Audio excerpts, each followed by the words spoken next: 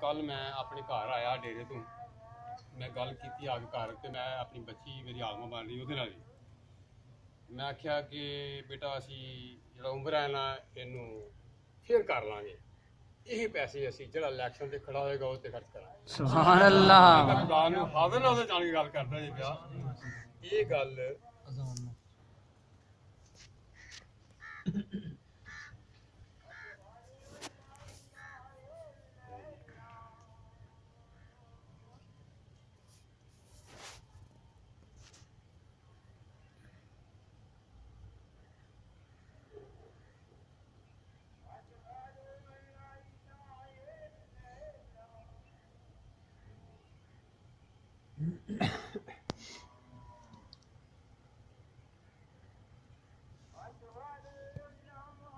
सल्लल्लाहु अलैहि वसल्लम।